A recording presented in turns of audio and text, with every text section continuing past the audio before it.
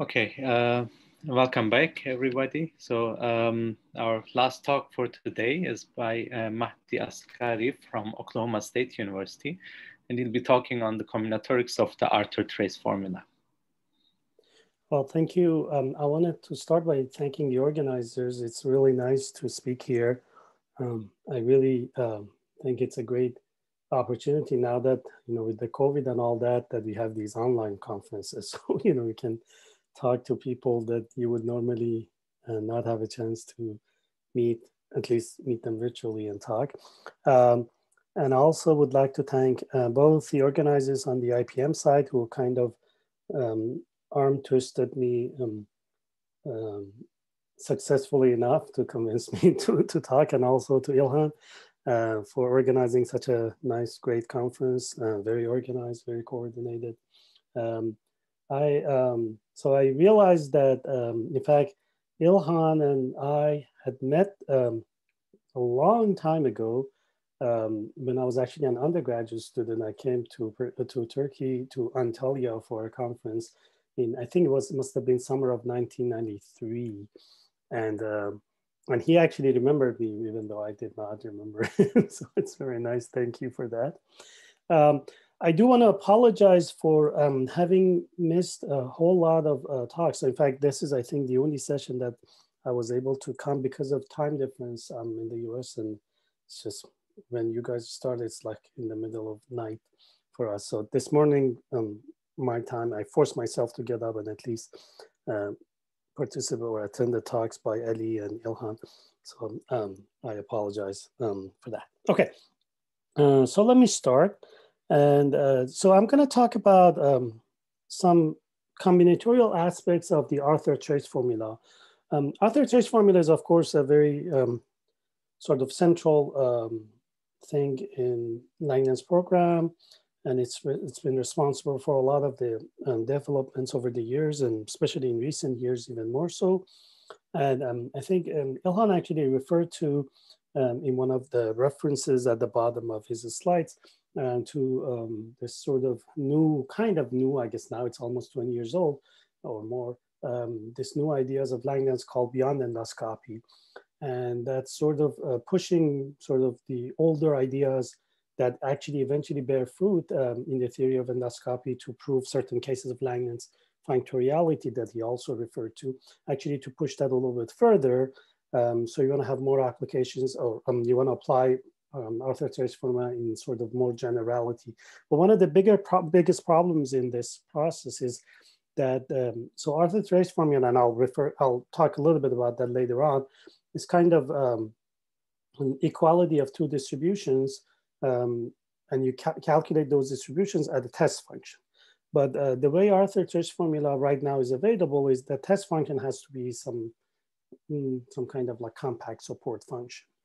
And for something like the beyond endoscopy sort of program or many other applications, you would like to go a little bit further. You want to have the ability to plug in other types of functions, maybe not necessarily compact support. And it seems like part of the problem of not being able to do that so far, I mean, it's in the intricacies of the Arthur trace formula, of course, but part of those intricacies seem to be in the combinatorics, actually, that's behind the Arthur trace formula. So that's why a friend of mine, Q-Mars Kaveh at University of Pittsburgh, and I started sort of starting at the beginning of the story of Arthur's development of trace formula. And we are kind of working on that a little bit. So we just have some small results so far as kind of a warm-up. And I wanted to talk about that today. So this is joint work with Kaveh at University of Pittsburgh. So our result right now is a purely, I guess you could call it combinatorial or geometric either way. So it's about polytopes and things like that. So I figured I'll just start with the simplest possible example to kind of give you an idea of what the combinatorics is. It's actually, at least this simple version is very, very easy, and it's actually quite classical and old. So let me start with that. So if you take a convex polytope in Rn, so think like a triangle or higher dimensions, then there is something called, oh, I even forgot to write down the name. There's something called the Bryan-Shen Gram formula.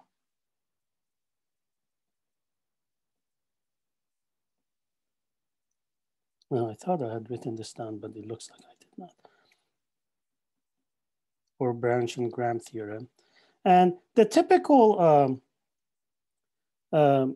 version of it is something like this. So if you call your polytope P and then you take the faces of P and call them Q, and then you do an alternating sum over all the faces of Q, and then you write down, these are kind of what you would call inward face cones. Just instead of defining them carefully, I'm actually giving you an example so you could see. So if you take your polytope to be this triangle, for example, the whole plane is the face cone for, I guess, the triangle itself. And then if you took your face to be this side of the triangle, this is the face cone, this half plane.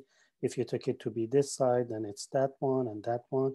And then if you took your face to be this vertex, for example, it would be this cone, and similarly this cone and this cone.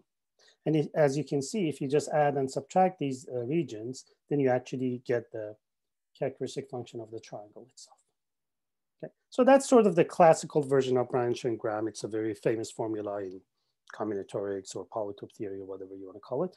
There is actually a second version of this, which is kind of nicer for applications to trace formula or to what we are doing today. And it's almost the same type of thing, but instead of working with the so-called inward face cone, so here, as you can see, you're taking these half planes or these cones to kind of go inward. They contain your triangle. You can also do it with the outward face cone. So that's what that's what this minus is for the outside face cone. The dimension would have to change, but other than that, and in this case, my P is two-dimensional. I'm in R2. So whether you do this one or that one actually doesn't matter. The plus minuses would be the same.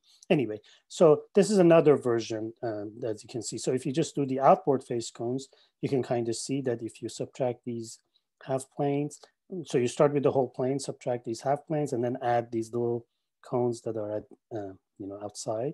Then you again end up with a triangle. It turns out that this is actually the simplest example of the result I'm going to talk about today. Now, technically speaking, as you'll see later on, I'll add an assumption of acute, meaning that we're going to talk about the fan, and that fan has to be acute, which essentially means that. So let me not, I'll say that a little bit more. But anyway, this particular triangle actually, so a triangle like this actually does not satisfy that acute assumption. So if I wanted to really give an example that's really technically an example of our result, instead of a triangle, I should have maybe used like maybe hexagon or pentagon or something like that. But anyway, you can imagine that something like this is true for those kind of polygons as well. All right, so, but you might ask, so I'm a number theorist working in 9N's program, as probably you've guessed by my questions to Ilhan already, if you didn't know me already. So you might ask, why am I interested in this? So the reason I, or somebody like me would be interested in this is of course, as I said, the Arthur trace formula. So let me just spend a few minutes talking about what that is. And I'm sure many of you already are familiar with it, but just to give a sense of what we're talking about. So I guess the original story goes back to Selberg, where he developed a trace formula for the so-called compact quotient case. And I'm going to discuss that. And in fact, he went a little bit further. He also extended his trace formula to SL2Z, an upper half plane. So you all know that SL2Z acts on upper half plane by fractional transformations. And in fact, this led to his very celebrated so-called Selberg trace formula, which had a lot of interesting applications and so on. But the main thing, I think, well, I mean, the original thing was the compact quotient. This one is not actually compact quotient, as I'll explain in a second. Now, Arthur actually then tried to go further than that, to extend this to situations where you don't have necessarily compact quotient. And I'll tell you what I mean by that quotient in a second. So this led to a series of developments of the so-called Arthur trace formula. So the original one, which is what I'm actually talking about today, is called the non-invariant trace formula. So that's the original trace formula, which kind of is a natural generalization of Selberg trace formula. And then he actually had to go a little bit further for applications to Langland's program and you know, principle of functor reality and so on and so forth. You want to then sort of make certain modifications to that. So that led to the invariant Arthur-Chase formula. Then after that to stable Arthur-Chase formula. There's also the twisted version and weighted version of Arthur-Chase formula. And in fact, the more general version is the twisted weighted Arthur-Chase formula. So the story keeps going on. So these are all over number fields. And in fact, there are also function fields, or if you look at so other global fields like function fields over finite fields, there is a whole story there too that was, I think the original analog of Arthur-Chase formula was developed by Lamont and then Laforgue later on. Of course, you know, proved many interesting results. And there are other people. I think Laforgue actually proved sort of the analog of the global Langland's conjecture, like Ilhan was talking about for GLN, and that's what got him the Fields Medal actually. So anyway, so there's a whole story over there. But for today, our focus will be just this beginning version, just the non-invariant Arthur-Chase formula. Okay, so what is Arthur-Chase formula? So let me spend a couple minutes talking about that. So let's just start with H being a locally compact. So I want it to be locally compact because I want to be able to integrate. So once your topological group is locally compact, you have a Haar measure. So once you have Haar measure, you can integrate functions, for example, and things like that. I'm going to also assume that it's unimodular, meaning that any left Haar measure is also right Haar measure. Okay, and then I'm going to take a discrete subgroup in that H. So the examples, the simplest examples that you could keep in mind, for example, is if your H is just R and your gamma is Z. Z is certainly a discrete subgroup in R. And in this case, the Haar measure is simply the Lebesgue measure, this dx that we all learn in calculus or teach in calculus. Okay. Another example that you could keep in mind, if you like, which is still take H to be R, but take your gamma to be just the identity. Okay. That's also obviously discrete, it's finite. And that's also actually, as simple as it looks, it's quite an interesting example to keep in mind. In fact, what you'll see that as you probably can guess, the top example is going to give you the theory of Fourier series, and the bottom one will give you the theory of Fourier integrals. Okay. So the goal is to understand this so-called this unitary representation called the right regular representation. In this case, let's say so I'm calling it R. So on the Hilbert space L2 of H mod gamma. Okay. So this is just, I'm sure you've all seen this, but in case you haven't, this is simply the representation that's defined by, so R of Y would have to be some operator that acts on L2. So acting on phi, the value at X is simply phi of XY. It's called right regular because you simply put the Y on the right. Okay. So this is actually something that you even do for finite fields, like in maybe even in an undergraduate course on, you know, elementary representation theory or something. So it's essentially, you know, the next step after a linear algebra course, let's say. But anyway, more generally, of course, and in fact, these are exactly the kind of things that people do in functional analysis and so on and so forth. Now, and what do I mean by understanding this? So our strategy is basically to take a test function. So that means a continuous compact support function on H. And then we try to form the operator R of F. So R of F is essentially the right regular representation that I'm going to weight with this function f of y. So I'm going to average it with this weight. So it's an integral over H, f of y, R of y dy. Okay, so that's going to be now an operator. Because f is compactly supported, this integral is certainly convergent. Everything is nice. So if you actually calculate the value of this, this function, so this R of f acting on phi, and then the value of that at x, this is a kind of calculation that everybody should do once in their lives. So I'm sure many of you have seen this, but in case you haven't, here it is. So let's go through this. So if you just calculate R of f acting on phi and evaluate it at x, well, what is it? By definition, that's going to be the integral over H. I need to do f of y, R of y phi acting on x, and then integrate it with respect to dy, right? And then we just said what that means. That's simple. Well, f of y is just a weight, and then this simply means phi of xy dx. And now I just make a little change of variable. I take y to x inverse y. Remember, I'm assuming unimodular, so left, right are all the same. So I can easily do this, this change of variables and write this as f of x inverse y, phi of y dy. Okay, But now, now that I have it like this phi of y is kind of independent of x. So I'm going to leave that out with my dy. And then I'm going to take the rest of it, this integral over h, and I'm going to break it into an integral over h mod gamma, and then a sum over gamma. Okay, everything is absolutely convergent. Remember, compact support, so we can do all kinds of things like that. So if you do that, then you end up with this sum, which is just integral sum over gamma, little gamma and gamma of f of x inverse gamma y, and we call that the kernel function k of xy. So I just showed you that this operator is actually an integral operator, and this is the kernel, this k of xy. So this is actually a finite sum in this case, because you just need to take gammas that are in, so I just wrote this out for you. This is support of f times y inverse and then intersection with gamma for you to have something non-zero here. And of course, this is compact, that's discrete, so the whole thing is finite. So everything is nice. So if h over gamma is compact, such as, for example, r mod z, but not r mod 1, by the way, because that's not compact. But if you're in a situation where your h mod gamma is compact, then in fact, you draw two consequences out of this calculation or the definition.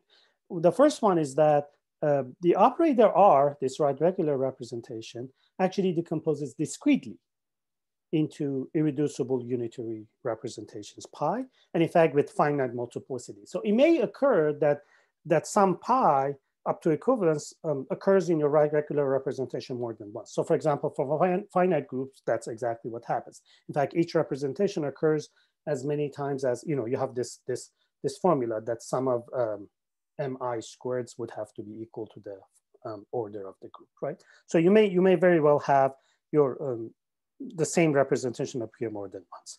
But then the second consequence, which is even more important for us, is that this R of f actually becomes a trace class operator for any function f, I guess, of compact support. And if you actually write down the trace, so how do you calculate the trace? You just set basically x and y equal to each other, right? So if you're thinking finite groups, the way you calculate the trace is you just add up all the entries on the diagonal, which is you're just taking x and x. Right? So same thing. So this is sort of what the trace of this operator is. So assuming that we have this, then what you can do is you can write this trace in two different ways. And here are the two ways that you could write it down. So this is really what you could call the the Selbach trace formula. So this is the compact quotient case still, which is you can write it as, and this is pretty standard thing in functional analysis, I guess. I mean, there are even more general things like this that hold, but anyway. So once you can write it, this trace, you can write it as a sum over some representatives of conjugacy classes in gamma. And if you do that, so I mean, if I had more time, I could even calculate these things for you. In this case, it's pretty easy to do, but I'm just writing down the result that you get some numbers. These are actually certain volumes, and I'll show you an example in a second. And that depend only on gamma. And then you have this thing I'm calling FH of gamma. So these are, I guess, what people normally call an orbital integral of f. So it's really an integral of f over some conjugacy class, some orbit of the conjugation. And then on the other hand, you could also write this in terms of, and this is what you do, for example, for finite groups, you could write down this trace as, remember, we have a discrete decomposition. So if you want the trace of the big operator, you can just add up the traces when you restrict that operator to these smaller subspaces, which is exactly what's happening here. So you just write this out, and that's going to be a sum over equivalence classes of irreducible unitary representations of H. And then you have, again, some numbers. Now, they're not volumes anymore, but in fact, what they are, and in fact, you can sort of see that right away, that these are the multiplicities that we were talking about, the multiplicities of these representations in R. And then the other thing is just the trace of pi f. So just like Rf that I defined, I could define pi f. And then the trace of Rf is really the sum of the traces of pi f's, except that we might have multiplicity. That's why I'm multiplying by these multiplicities. So, okay, so these this equality is actually the trace formula, or the Selbach trace formula, or in the compact quotient case at least. And this side, the left-hand side of my formula, this is called the geometric side, and then the right-hand side is called the spectral side. Okay, so for example, if we take our example of H being R and gamma being Z, of course, this is a compact quotient case, the usual measure on R. Well, what are the conjugacy classes? This is an abelian group. So everything gets its own conjugacy. So the gammas are just integers. And then these numbers on the geometric side, like I said, they are volume. So in this case, they turn out to be volume of R mod Z. More generally, it's some volume of some centralizer over some quotients of centralizers. But anyway, and in fact, with the way we fix measures, and this, we can take this always to be 1. And then FH of gamma is simply the value of F at N. So that's the geometric side. On the spectral side, what are the representations that show up in L2 of R mod Z? So that's undergraduate level Fourier series. We all know that periodic functions can be written in terms of sine and cosine, right? So that's what it is. So in terms of the one-dimensional, so all the irreducible representations are actually one-dimensional characters. So they're all of the form x goes e to the power 2 pi I n x, where n is an integer. So again, you need to know what the multiplicities are for those of numbers here. And in fact, the multiplicity is 1. You all know that, L2 of, so it's L2 of S1, right? So it's just a circle. This is just a Fourier series, or sometimes called Plancherel measure, and Plancherel theorem, if you like. And then again, this FH, now this is not f of n anymore, but it actually turns out to be f check. And so the trace of pi of f turns out to be f hat of n. So this is the usual Fourier transform of a function. Okay. So then your trace formula simply becomes that the sum of fn's over integers is equal to sum of f hat n's. And this is the famous Poisson summation formula that has a lot of applications in number theory, for example. So as you can see, the trace formula, even in its simplest versions, could be pretty deep results. I mean, I guess you could consider Poisson summation formula as some, somewhat deep result, because, it has a lot of nice applications in analytic number theory, for example. If you try to prove the class number formula and things like that, things like this get used quite a bit. Okay, so this is all a story actually before Arthur. This is Selberg already. In fact, a little bit even more than this is Selberg. But then when Arthur sort of appears on the scene, he's not content with just compact quotients. In fact, the most interesting examples that we are interested in from a number theoretic point of view are not compact quotient. Not the quotient is not compact. So what if? So he asks, what if this H mod gamma is not compact? So the most famous example is if you just take SL2R as your H, and as your gamma you take SL2Z. Okay, so that's certainly a discrete subgroup in a unimodular, locally compact group. Or more generally, you could take G to be any connected reductive Lie group and take gamma to be a congruent subgroup, for example, if you know what those words are. And then we could consider, you can even go a little bit further. Instead of considering just L2 of G mod gamma, you could also mod out on the right-hand side by the maximal compact. And then what you get is what's usually referred to as locally symmetric space. So at this point, if I really were to do this sort of properly, like in a course or something, I would probably switch to a Dirichlet language. But let me avoid the Dirichlet language for today. I mean, Ilhan, I guess, talked about it a little bit, so you have some familiarity. There's actually good reasons why you would want to actually switch to a Dirichlet language at this point and present the whole Arthur trace formula in a Dirichlet language, which is what Arthur does. But for example, Langlands before him sometimes did, sometimes did not. And Selberg definitely did not use the Dirichlet language. So it doesn't matter. You can go back and forth between them. Anyway, the one problem that actually comes up, which Selberg already was very much aware of, is that when this H mod gamma is not compact, in fact, the integral of this kernel that gives us the trace generally diverges. So what are you going to do? So Selberg kind of was able to do something in the case of SL2R and the full modular group, or I guess the full modular group on upper half plane, and was able to still get his idea. But then that's about it. He couldn't go really any further than that. But Arthur's idea was that, in fact, he kind of looked into this and realized, I guess, having seen all these work of other people like Borel and maybe others, Harishandra, that in fact, and like, they have these works on Siegel sets and so on. So he realized very quickly that in fact, the reason for this divergence is precisely the existence of these whole parabolic subgroups in G. You see, so in fact, it's kind of an if and only if thing. If your G has no parabolic subgroups, then in fact, this quotient is finite and you're good to go.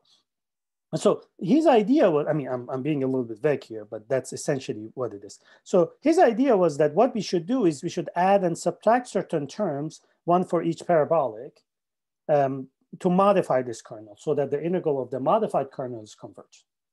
Okay, but then the way he does this, if you actually look at it, this modification of the kernel all depends on a particular parameter that, well, he calls T, so let me call that T. So instead of going into the details of that, let me just give you an example to kind of give you a sense of what he's talking about. So for example, if you took your group G to be SL3, so this is 3 by 3 matrices of determinant 1.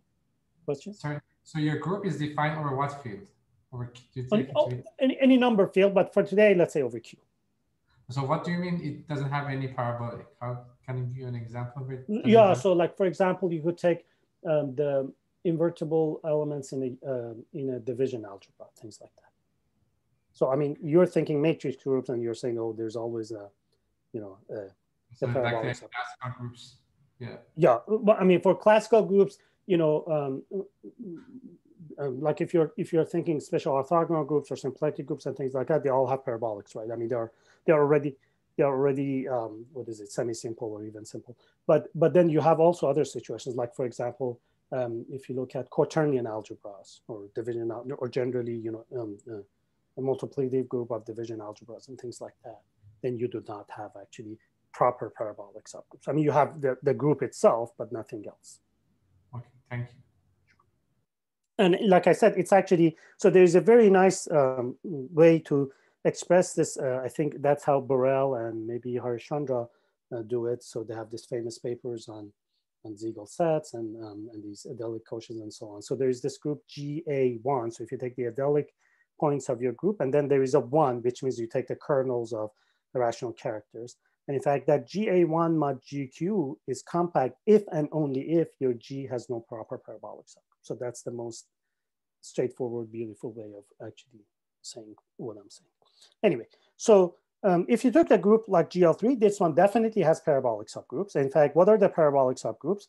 So it's just like GLN. The parabolic subgroups are kind of blocks in SL3 and sort of something on the upper triangle above the 2 blocks. So, or it could be 2 blocks, so like a 2-1 situation like this is a parabolic subgroup, or a 1-2 parabolic subgroup like that. Or in fact, you have the minimal parabolic or the so-called Borel, which looks like that. Okay, and then the group G itself. Now, these are the so-called standard parabolic subgroups. If you conjugate them, you still have parabolic subgroups. So in fact, these parabolic subgroups, the standard ones would, or if you allow conjugacy, then you actually get, I guess, 13 of them. So there's the minimal parabolic subgroup, which actually corresponds. So this is the so-called Weil chambers. So you have the 0, and then you have these half lines. So these correspond to the some parabolic subgroups. These are the so-called maximal parabolic subgroups, and then they're Weil conjugates. And then you have these faces, 6 of them again. So these correspond to the Borel and all the conjugates of the Borel. Okay, so but Arthur just takes standard ones. So if you take the standard ones, that means the Borel, which corresponds to, sorry, I said it right. No, I didn't say it right. But the Borel corresponds to this chamber. And then you have the 2-1 and 1-2 parabolics that correspond to these 2 faces. And then you have G itself that corresponds to the origin. Okay, so then Arthur actually fixes some parameter T in this so-called positive Weil chamber. You want to take this T to be large enough so it's away from the origin and also far enough away from the walls of your Weil chamber. a positive odd chamber. So he calls it regular, I guess. So if T is large enough and it's regular enough, then in fact, he modifies the kernel. So the way he modifies the kernel, so I don't want to go through the details of this because it'll need some time to explain all of these things, but to just give you an idea. So, we had this kernel function. So he basically, there's a natural notion of kernel function for any parabolic also. It's essentially the same thing. Instead of working with G, you would have to work with P, the parabolic. But anyway, you do that. So you have these functions KP. So, and in fact, if P is G, then you just get the usual K that we had before, K of XX. Okay. So what he's doing is he's just adding these up. So this sum here is just to take care of the non-standard versus the standard parabolic. So that's no big deal. And then you do a sum over all the standard parabolics. There is a sign.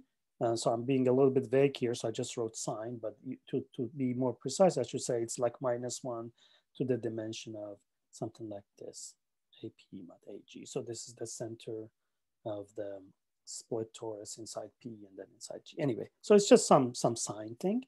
And then you have the functions. But then what you do is you don't want to just add these up the way they are. What you want to do is you want to take KP and multiply and only sort of take it over some cone, actually. So the cone, so instead of explaining exactly what these things are, let me just say, for example, the cone for P0 would be this cone here. It's kind of an obtuse cone like that. So you start with T, so it's at T, so it's way out, but then it's a cone that looks like this. Okay. If you're dealing with, for example, another, maybe not non-minimal, maybe a maximal parabolic in the case of SL2, it kind of might look like this. So it's just a half plane in that case. Okay. Of course, when the parabolic is G, then you actually get your usual K. So maybe I'll call it K0. But the problem with that is, as we discussed, integrating K0 is not going to be compact, is not going to be convergent. So what Arthur does is he actually integrates this K0 here, which is of course compact, so there's no problem. And eventually so you can think of these as neighborhoods of infinity. So he's actually integrating these KPs on neighborhoods of infinity. This has something to do with the so-called Borel-Serre compactification or other types of compactification over the adelic groups and so on. So what you want to do is you fix this T and then do this, modified kernel. And eventually what you would like to do is let T go to infinity. So that way you actually get the integral that you want, which is the integral of K0 that you're interested in. That's the actual trace. But the problem with that, like I said, is if you just integrate it over the whole thing, it won't be convergent. So you kind of do it in this compact region and then kind of try to make it bigger and bigger. But then there are major issues that come up. So two of the major results that Arthur proved sort of at the beginning of his efforts in development of trace formula, which is of course a very long career over almost half a century or more. So these are in like late 70s and early 80s where he did this. He actually proved that if you actually take this modified kernel KT and integrate it, then in fact this integral is absolutely convergent as long as your T is regular enough.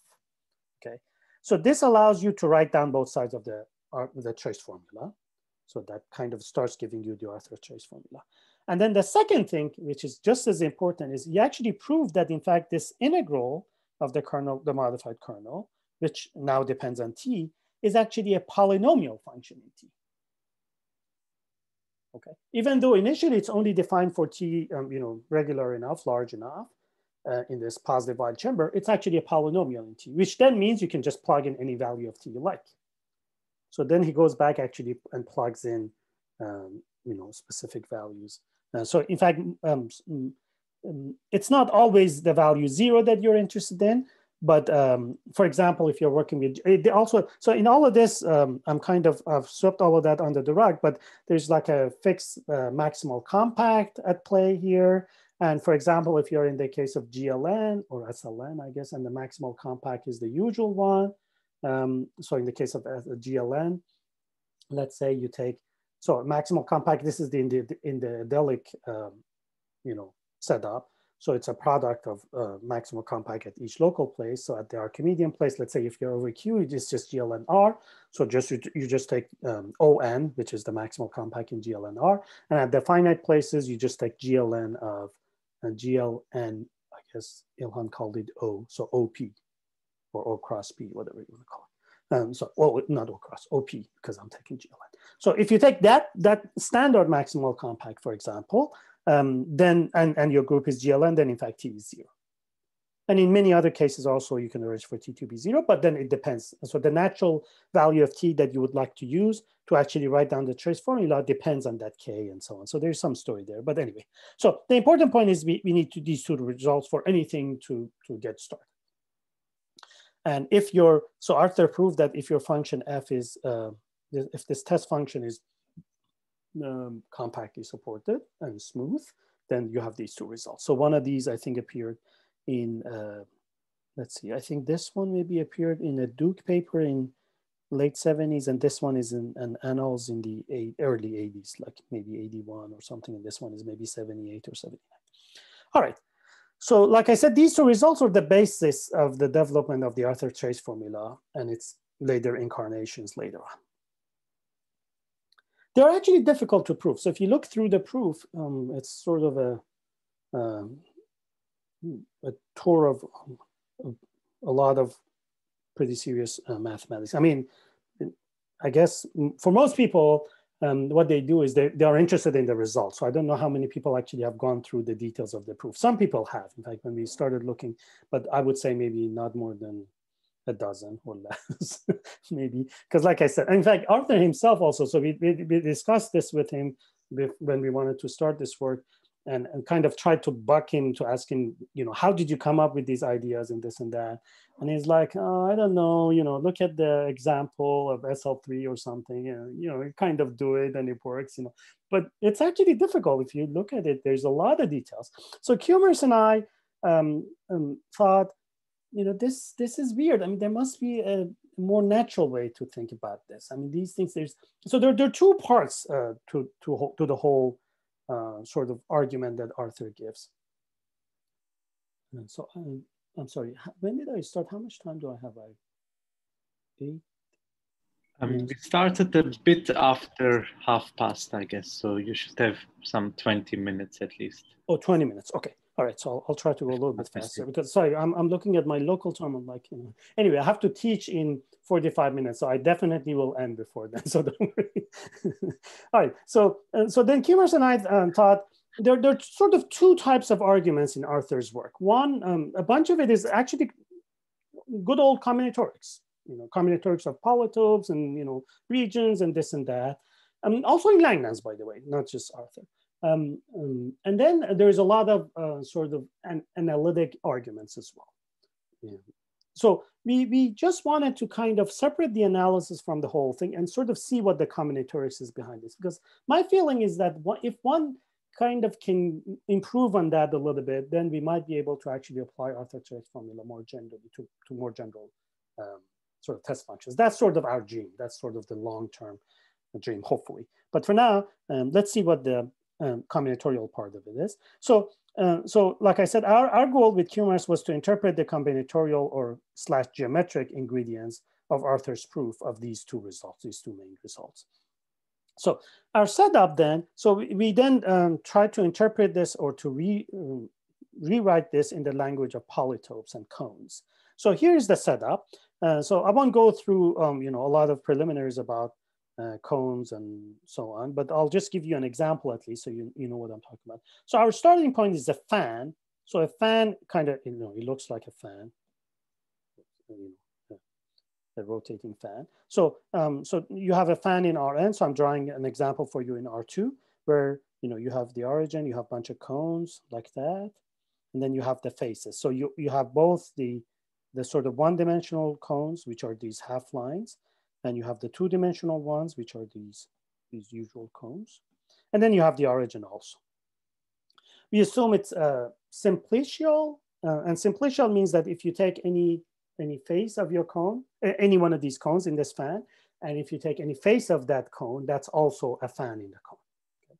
So sorry, no, I said it wrong. So that means it's, I guess, complete. Complete, full dimensional. Simplicial means that if you take the edges of any cone in your fan, they're linearly independent.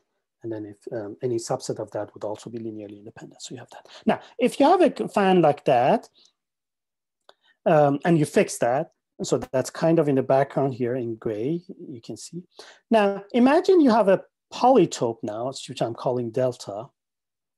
But I picked this polytope in a way that its so-called normal fan is sigma. So normal fan simply means, so let's say you take a polytope around the origin, and then you start drawing these normals to the faces. And in fact, I want this, sorry, not that one, this one. And I want this to be the actual cone that I've fixed, an actual fan that I've fixed, okay? So if you fix a fan, you have a whole bunch of these polytopes. You can make them bigger and smaller, you know, you can play around with it. You can make it very symmetric, for example, or you can make it a little bit non-symmetric like I have. But anyway, all you care about is the normal fan is this fan, okay? So, so here's our theorem, which you're kind of just polishing right now. So it should appear on the archive soon. So let's just start with the full dimensional complete simplicial fan in Rn. And we're going to assume that this fan is acute. Now, this turns out to actually be very, very important. For Arthur, in the Arthur setup, this fan is simply the Y fan. So it's the fan that comes from the Y group. So automatically it's acute. But our results, I guess, are a little bit more general. So acute simply means that these angles for the cones, for all the cones in our fan are acute. So you can just take that as the definition. It's more generally, I think we should say, so if you know what the dual fan is, you want the dual fan of your dual cone of your cone to be inside the cone. So that's what that is. And then you take any polytope whose normal fan is sigma. So that's what that means. This is a simple full dimensional polytope with normal fan sigma. Now we take a collection of, let's say, continuous functions on this Rn, on this vector space, complex valued functions, one for each cone in sigma. So these are kind of supposed to be the analog of the KPs that Arthur has. For each P, you have a sigma now. And then you kind of define this, what we call truncated function. This is kind of like the modified kernel. So it's just some alternating sum. You have your functions, but then you consider them on some kind of outward face cones. So the outward face cones are exactly the kind of things that we had before. So for example, here for this polytope, if you take sigma to be, take sigma to be this. If you take your little sigma, the cone, to be this guy, then you have the function Ka. So I'm calling that A. So you have the function Ka, and then you multiply that Ka by the characteristic function of this cone. Same type of cone that we saw before. Okay. If your cone is this thing that I'm calling AB, so this sort of positive wide chamber, if you like, then I'm calling the function for that K sub AB. And then, sorry, the one that I showed you was actually for KB, I think. Yes, this is AB. So that was that one. If you took KA, then in fact, it's this one. So I tried to draw it in green, but I'm not sure how visible it is. But anyway, it's just a half plane. It's that. Okay, so very similar to what we had before. Of course, we are following Arthur, so I mean, we don't expect to do something different, but I think a little bit more general now. Anyway, so if you have a functions like this, let's make the following two assumptions. So these assumptions are automatic for Arthur's setup. One is that we are going to assume that these function K sigma, remember, this is for every cone sigma, is constant in the direction of sigma. So for example, if you take this function Ka, it's actually constant in the x direction. In other words, it's a function of y. Even though it's defined on the whole plane, it's only a function of y. For Kab, that's really no condition because, sorry, Kab means it's a constant because the span of this cone is everything. Whereas K0, the span of that is just 0, so it means it's a function of two variables now. Okay, so the actual, so the kernel that we are actually interested in is of course K0, the main term. So that's a function of two variables in this case, or more generally. Anyway, so that's one assumption. And then the second assumption is that for any pair of cones in sigma, so in other words, you take a sigma 1 and then you have a face of it, which I'm calling sigma 2. So if you look in the work of Arthur, he has a lot of arguments with two parabolics, P1 and P2. And the correspondence between parabolics and cones goes the other, it's order reversing. So that's why we always have sigma 2 and sigma 1 as opposed to two parabolics like that. But anyway, so we kind of also, so we have the second assumption, but this assumption, the nice thing about it is it's very much local. So it's all about, you know, those two parabolics or those two cones, and doesn't sort of see everything else, you know, in the story. But you just take the alternating sum of these functions, and that's what we call K sigma, sigma 1, sigma 2. So, I mean, our original result is actually a little bit more general. We can state it a little bit more general, but this sort of special case is good enough for today. So we assume that this is rapidly decreasing in some cone, really, I should say. And the cones are kind of interesting. These are kind of a little bit mysterious cones. They show up in Arthur's work. They show up in our work. Anybody who tries to do anything with these things, these cones kind of show up. So it seems kind of natural, but and in fact we see why they come about, but it's kind of interesting. In Arthur's work, maybe it's a little bit less obvious why they show up, but he certainly talks about them. But I think we make it a little bit more clear. If I were to talk about the proof, I could explain that. But anyway, so these are cones kind of like this. So I mean, cones by definition should start at the origin, but I'm now shifting them to like this vertex, and then it kind of looks like that. And in fact, I want this function to be rapidly decreasing in some neighborhood of this. So maybe something a little bit bigger than that. Okay. So if you have these two assumptions, so Arthur basically spends a lot of time doing a lot of analysis proving that this type of condition holds. But then there's a lot of combinatorics interwoven in there. So it kind of gets lost maybe unless you look very, very carefully, you won't quite see that. But anyway, well, as soon as you have these two assumptions, then the result is the two main results that Arthur actually has, which is that then the integral of this this modified, or I guess I called it truncated function K delta over V is absolutely convergent. And in fact, that function is a polynomial function of delta. Now, what does it mean, a polynomial function of delta? Well, delta is a polytope. So if you're familiar with polytopes, polytopes have these so-called support numbers. And I'll tell you what it is in this example, at least. So it means that you have a polytope in terms of those support numbers. So the simplest example of this is to say that the volume of a polytope is a polynomial function in the polytope, or in the support numbers of the polytope. So for example, for this polytope, the support numbers would kind of be things like this. So these distances, for example, the distances to the faces. You don't need all of them. Well, no, actually, I think you do. Anyway. So like these numbers. So you can make these numbers bigger and smaller, and that way your polytope gets larger and smaller. Still with the same fixed cone and fixed fan, same normal fan, but then the polytope itself could get bigger or smaller. Okay, so that's it. So let me, so I'm almost coming to the end. Let me just say that just a couple of remarks is that we also give some discrete versions of these results. So I'm not going to talk about them today. And there's also some connections to toric varieties that we explain in our work.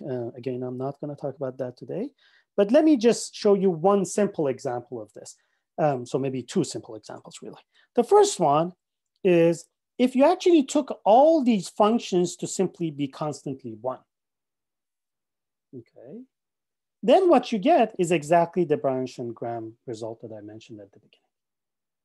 Then first of all, these assumptions are obvious. My functions are constant, so definitely constant in the direction of any cone sigma. And also, this becomes also obvious. I mean, rapidly decreasing, so they're constant functions, so definitely rapidly decrease. Well, whatever. Let me think for a second. I think they would become 0 or something in this case. And so definitely rapidly decreasing. But so then you go back to what I had at the beginning here. Again, as I said, technically speaking, this specific example is not quite an example of our result because the fan for this is actually this fan, right? So the normal fan is that, and that's not acute. And actually acuteness matters a lot for, in fact, we show with some examples that if you don't have acute, the result fails. Well, the convergence result fails, and the polynomial result, of course, could not. I mean, of course, if you don't have convergence, then it makes no sense to talk about polynomiality. Okay, but anyway, it's kind of like this. So if you just wrote this for the polytope of a fan that is acute, then it would be actually an example of our result. And so that's one. And then the second example that I'll also mention here is, again, the simplest case of our result. So that's when you take n to be 1. So you just take your vector space to be 1-dimensional. So it's a copy of R. The polytope would simply mean an interval. A polytope, our polytopes always contain the origin. So it's an interval from some negative number to some positive number. And then if you think about these assumptions, so K0 is a function of X, but then my assumption that in the direction of sigma, my functions would have to be constant means, so I guess first maybe I should say what the fan is. So in this case, the fan is simply the origin, this half line and this half line. That's it. And then I have 3 functions, of course, K0, and then K, I guess I call it sigma plus and sigma minus. So this is sigma plus and this is sigma minus. And those would have to be constant, because the span of that cone is the whole thing. So then your modified function actually looks like, so I'm actually drawing it here for you also. It looks like K0 minus that. So K0 is a function of X, but K minus and K plus are just constants. So for X to the left of A or to the right of B, you have these 2 expressions. And if A is between A and B, it's actually your K0 itself. Okay, so that's the modified kernel. And if you actually write down the integral of the modified kernel, which we now know is convergent, then in fact, so here's how I could write it down. So let me rewrite this as the integral of K0 minus K minus from minus infinity all the way to 0, actually not to A, but go all the way to 0. And then I'll,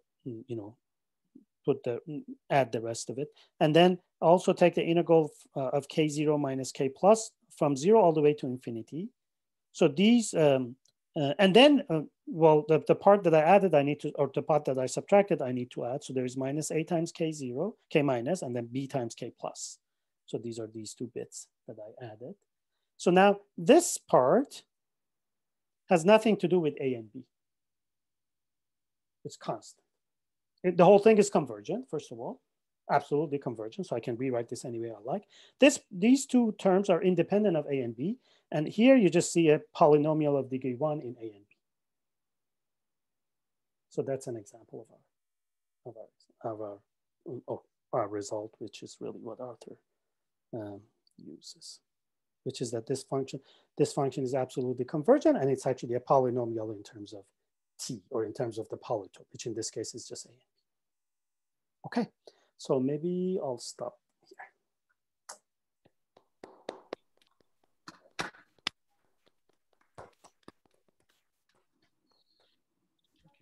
Okay. Thank you very much. Are there any questions before you have to go to your lecture? Well, I still have time, yeah. Any questions? So via your method, it is possible to compute make kernel computation simpler, right? Well, we hope so. At least the combinatorial aspects of it. Yeah, we hope so. I mean, maybe make that simpler, or at least applied more generally to more general functions. So I will ask one more question. It may be misleading, but whenever I hear combinatorics, for example, one can apply combinatorial problems using computers. So with this work, is it possible to apply computer techniques to? I mean, we haven't, yeah. So we haven't gotten to situations that are complicated enough to actually start thinking about computers. I mean, I talk about combinatorics, but this is more like polytope theory. So maybe a better description would be combinatorial geometry, if you like. I see. I'm not sure what to call it. Yeah, so it's more like polytope theory and things like that. So yeah, I called it combinatorics, but it's not like the counting problem type of thing that you would use. But yeah, I mean, definitely, I mean, you could ask this question more generally about trace formula in general. In fact, you guys, I'm sure you're more familiar with Ali Altuk, for example, than I am. Yeah. So Ali Altuk, for example, in his thesis, he's trying to sort of do things about beyond endoscopy and things like that. And in fact, over there, you are really looking at, so it's more like analytic problem. So you're looking at certain sums that, you know, don't converge so easily. So then, in fact, he actually does use computers, or he did use computers in his thesis. And in fact, later on, other students of Sarnak also, there's this guy, Andy Booker, who is now at Bristol. So they are kind of, actually, they are using computers to do problems about trace formula. But our work so far, I mean, computationally, it hasn't gotten that complicated to require computers. Thank you. Yeah. Can I ask a question? Sure. Sorry. So other than giving a simpler and maybe more conceptual proof of the trace formula, are there any other motivation or application of this result? So like I said, our main motivation is actually, I mean, one motivation was to indeed understand the proof of Arthur's non-invariant trace formula maybe a little bit better. But perhaps, but I guess, like I said, this is more like a dream right now. But even the bigger motivation, at least for me personally, maybe not so much for Kumars, although he's also interested in this. He was actually more interested in understanding this more conceptually because he comes from the polytope theory side of things. I come from the automorphic side. For me, at least personally, the bigger motivation is actually to try to apply Arthur trace formula to a bigger class of test functions. Those are the kind of things that you would like in, for example, sort of newer applications of trace formula, like in beyond endoscopy that Ilhan also alluded to. So that's even a bigger motivation. I see. Great, thank you.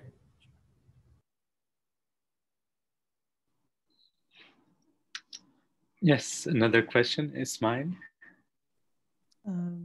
Yeah, thank you very much for your very beautiful talk. So you wanted to say something in direction of toric varieties. So. Oh, I didn't want to, because that's the expertise of Kumars. But so, I mean, we don't really do anything, we don't prove anything new in the direction of toric varieties. But for those of you, I guess you're one of them, who are familiar with toric varieties, all of you are familiar with it more than I am, actually. This business with fans and polytopes and so on, this is very much interconnected with toric varieties, right? So then one question is, what's the interpretation of these results in the language of toric varieties?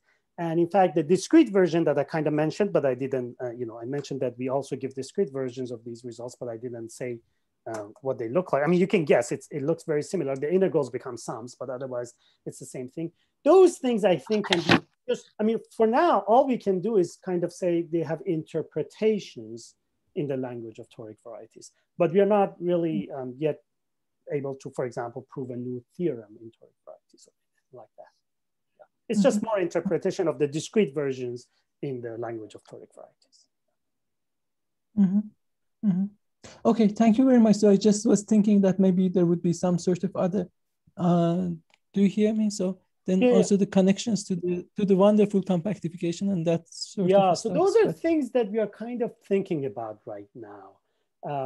So definitely these things seem to be, I mean, Arthur already kind of remarks about this in his older results and other people. So there are all these various compactifications, like the Borel-Serre compactification, the Bailey-Borel. In fact, there's one by Mumford. I forget what he calls it. I forget the name now, maybe spherical compactification or some such thing. And that one, for a while, in fact, we were thinking that's the one that's closest to what we are doing, because the combinatorics of it looks very similar to this. At this point, we are not sure anymore. So that's something actually that Kumars and I are thinking about, but we still quite figure, I mean, Arthur sort of says that there must be some connections to various types of compactifications, and other people like Hasselman talks about this stuff. Nobody has really explored this explicitly, like what it is yet. And that's on the back of our minds, but we haven't gotten there yet. So we are just at the beginning. I mean, hoping that this would be a longer project, but for now we're just at the beginning. Yeah, but those are excellent questions to ask. Okay, very good. Thank you very much. You're welcome. Once again. Thank you. Are there any other questions? Maybe if not, then let's thank Mahdi again. There's a question in the chat, so maybe I'll read that. So are there maybe invariants that come from the polynomial properties of polytopes one can read from the resulting polynomial? What does the coefficient of the polynomial read? Paper reference. So, so I think the short answer to your question is yes. The polynomial actually does give a lot of information. I don't think it has been explored far enough yet. So for example, like I said, like let's say in the case of GLN and standard maximal compact, you actually set t equals 0, like I said. So that means the constant term of your polynomial is actually the main trace formula. So there is one. Okay. But I'm sure the other coefficients in the polynomial would also have maybe some meanings. I don't think those things have been explored because for most people who work in automorphic forms, they plug in this value for t, get their trace formula and move on because they're interested more in like, you know, Heinz functoriality or proving things in analytic number theory and this and that. So in fact, that was one of the motivations for Kumars and I, because we thought people haven't quite studied this dependence on the parameter t well enough yet, and so on and so forth. But no, that's a great question, and I do believe that the other coefficients also should have meanings, but I don't think they are known yet. They haven't been explored yet, except maybe for the constant, which we know is the main term is the actual Arthur trace formula. And maybe while we are at it, let me also mention this, and maybe we'll end with this, which is Arthur later on, in fact, maybe in around 2000 or something, or maybe even, I forget, maybe it was even later, he actually gave sort of an alternative approach also, where instead of working with this polynomial, but I think that one is more local. So in the development of his so-called local trace formula, he gave a sort of an alternative approach to this, where you actually come up with functions that are not polynomials, but they're actually, what do you call them? They're asymptote to these polynomials. So they're very much non-algebraic, and I mean, it's not polynomial anymore, but that's also an alternative argument. So, so that's also there, but let me just leave it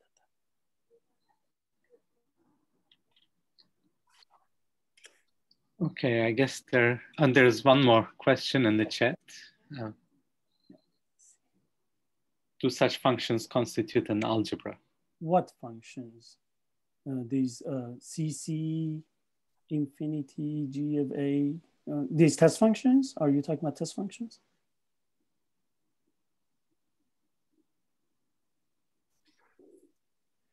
So maybe, oh, okay. I think one that approximate the polynomials. Oh, so the new ones, do they form an algebra? I don't know. I don't remember right now. It's I think in one of Arthur's paper, and if I remember correctly, it must have the title. It must have local trace formula in the title. And I think maybe it's an annals paper or something. I forget the exact thing, but yeah. So I don't remember right now whether they form an algebra or something, but I know that he has this alternative approach. So sorry, I'm not really by the way, I'm not really an expert on trace formula. My work so far has been other things, but you know, with Kumars, we kind of got interested in this. So we're kind of starting. Okay, thank you. Okay, thank you again.